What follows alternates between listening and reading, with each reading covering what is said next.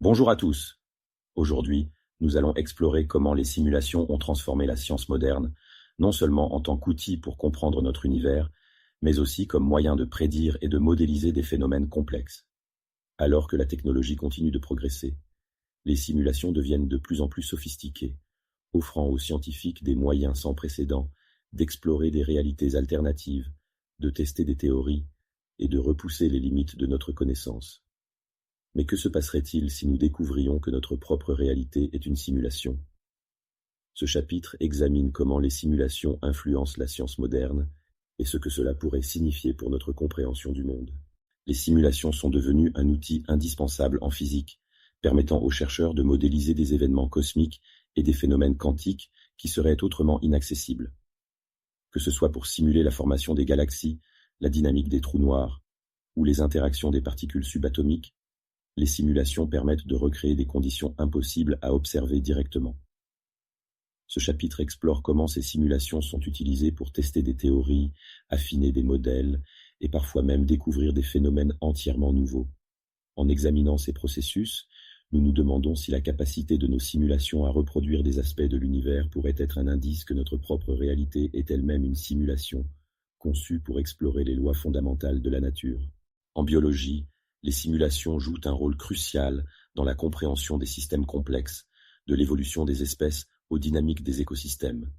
Les scientifiques utilisent des simulations pour modéliser la croissance des cellules, la propagation des maladies et même l'évolution des comportements sociaux chez les animaux. Ces modèles permettent de tester des hypothèses, de prédire l'impact de changements environnementaux et d'élaborer des stratégies pour la conservation des espèces. Ce chapitre examine comment ces simulations biologiques, en imitant la vie elle-même, pourraient soulever des questions sur la nature de la vie et sur la possibilité que notre existence biologique soit aussi le produit d'une simulation avancée. Les simulations climatiques sont essentielles pour comprendre et prédire les effets du changement climatique. En modélisant l'atmosphère, les océans et les interactions entre les deux, les scientifiques peuvent anticiper les futures conditions météorologiques et leurs impacts sur notre planète. Ce chapitre explore comment ces simulations sont utilisées pour orienter les politiques environnementales, préparer des réponses aux catastrophes naturelles et sensibiliser le public aux dangers du réchauffement climatique. Nous réfléchissons également à la manière dont ces modèles climatiques sophistiqués, capables de prédire des futurs possibles, pourraient nous amener à considérer notre propre réalité comme un système complexe et simulé, dont les paramètres pourraient être ajustés par des forces supérieures. En médecine, les simulations sont utilisées pour former les chirurgiens, tester de nouveaux traitements et même concevoir des organes artificiels. Grâce aux simulations, les médecins peuvent pratiquer des opérations complexes sans risque et les chercheurs peuvent modéliser la réponse du corps humain à divers médicaments. Ce chapitre examine comment ces simulations, en reproduisant les aspects les plus intimes de la physiologie humaine, brouillent les frontières entre le réel et le virtuel. Nous nous demandons si ces avancées ne sont qu'une étape vers une future réalité où les simulations ne seront plus seulement des outils, mais une extension de notre existence, où la santé et la vie pourraient être manipulées par le code.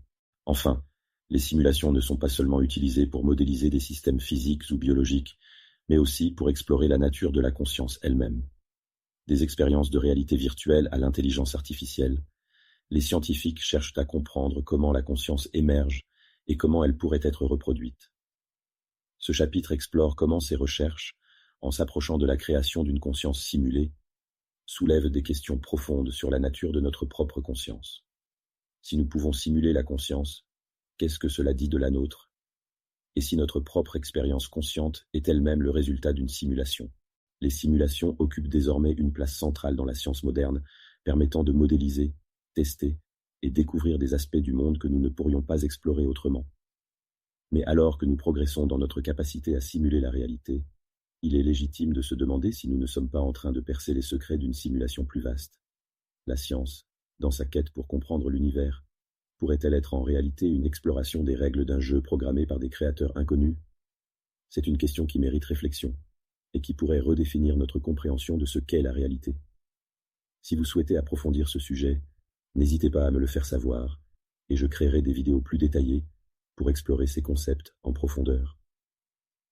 Merci de m'avoir suivi dans cette réflexion sur le rôle des simulations dans la science moderne, et restons connectés pour continuer à découvrir les mystères de notre existence.